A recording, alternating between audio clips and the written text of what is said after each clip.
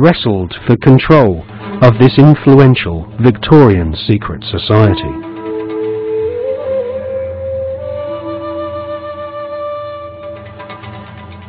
In 1891, Westcott lost control of the Golden Dawn to another high-ranking Freemason magician called MacGregor Mathers.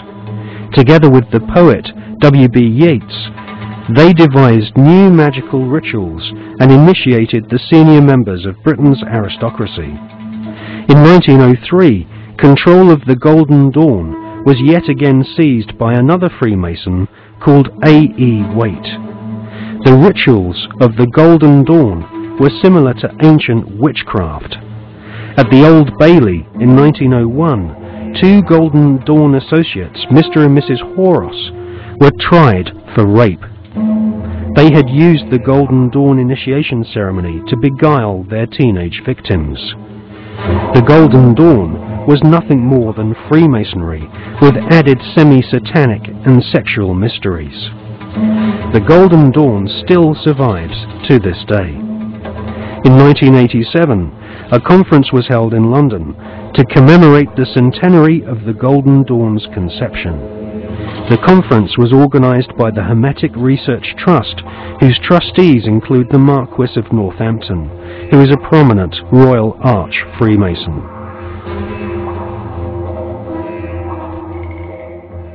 Satanists do not take part in certain rituals with certain sounds in certain places and certain colours and certain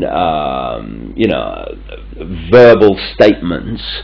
They don't do it because, oh, that'd be nice, let's save that, and then shall we have a bit of red, or what do you think? No, it's done because everything in this reality is vibration. Consciousness in this reality is vibration. Everything is a vibrational field. This is how astrology works. When we're born, where the planets are sending out vibrational projections that are affecting the vibrational field that we are born into, and that's why we are affected differently at different times of the year. Therefore, they understand this, and they're manipulating these vibrational fields all the time to manipulate us. And so these rituals, just a pageant. It's like the Freemasonic rituals. You know, you talk to Freemasons, the vast majority of Freemasons not trying to manipulate anyone, not on a mass scale anyway. And they'll say, so what about these rituals? Like, I don't know. To do silly things, roll your trouser leg up and bare your bloody breast. I don't know, it's an ancient bloody tradition, I don't know what it's all about. Anyway, they do a nice dinner, so you only have to do it once. They don't realise that these initiation rituals are actually set up to affect the participants in a certain way that allows these other dimensional entities, which folklore have talked about for thousands of years all over the bloody planet, this theme of possession by demons. These are entities that exist just outside the frequency range of the five senses, because again, because of the suppression of basic knowledge of who we are and the nature of life, we become child's play to manipulate. For instance, people look through their eyes and they think they're seeing everything in the space they're looking at. No, they're seeing a fraction of it. They're seeing a tiny frequency range that the five senses can access. Just like if you tune to radio 1, you get radio 1. You don't get radio 2, you get radio 1.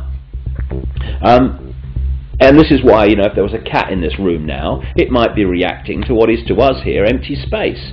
But it's not empty space to the cat because it has a greater visual frequency range. Now, just outside the frequency range of the five senses are entities that are manipulating this five sense reality through these particular bloodlines.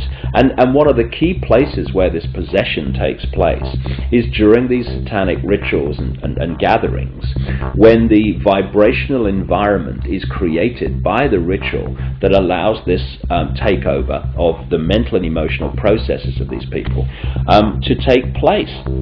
And this is why you'll meet so many people who've known famous politicians and stuff when they started in politics or before they came into politics, and they'll say, mate, that guy ain't the bloke that I knew. Well, mentally and emotionally, that's literally true in a lot of cases because of this possession that takes place. And people think it's kind of far-fetched and almost maddening, that may happen in Babylon, but not now. Well, please. That very thought is the greatest defense mechanism this grotesque conspiracy has to protect it.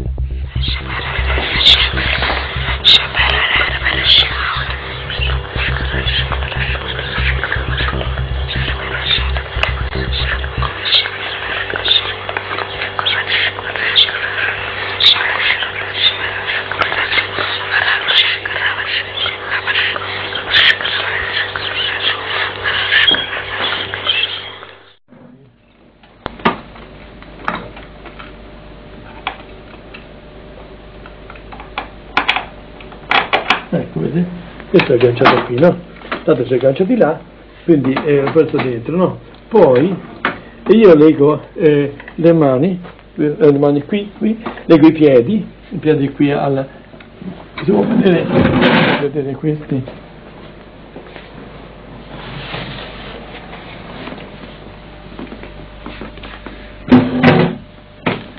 E questo generalmente si può legare il braccio, vedete?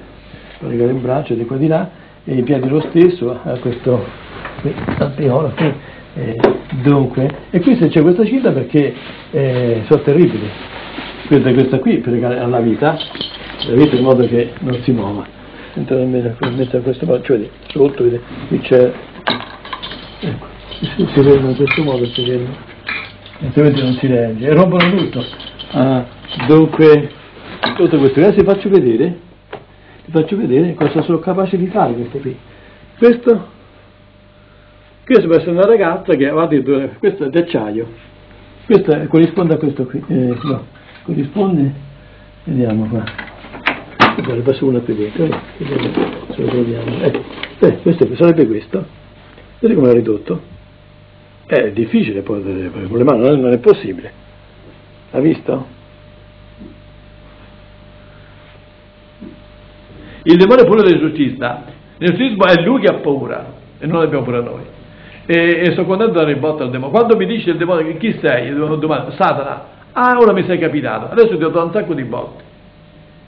Dunque, e quindi è lui che grida. Perché quando grida la persona, ci sono dei gridi qui delle suore che si sentono forse fino in fondo, fino alla strada si sentono. Dunque nel giardino. Ma non è certamente la persona che grida, ma è il demonio che sente queste botte, diciamo così.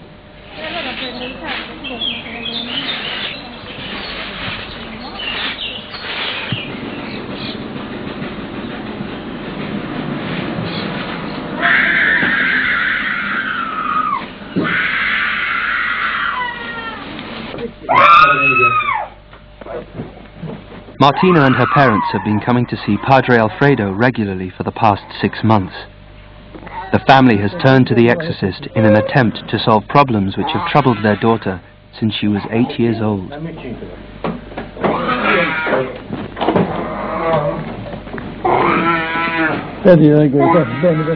Although Martina comes to the sessions willingly, as soon as she enters Padre Alfredo's bunker she suffers a violent reaction.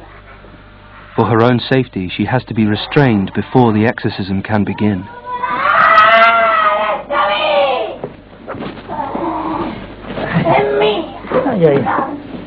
Oh, tu l'inferno, vai!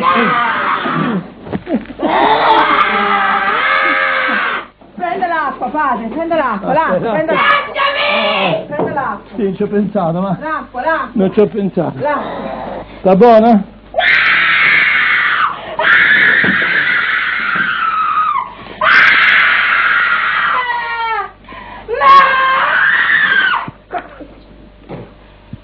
Sta buona, forza. Ci avevo pensato. Mamma. The exorcism consists of a ritual first formulated in 1614 and updated by the Vatican 2 years ago. Nel nome del Padre, del Figlio e dello Spirito Santo. Signore Gesù Cristo, Figlio di Padre,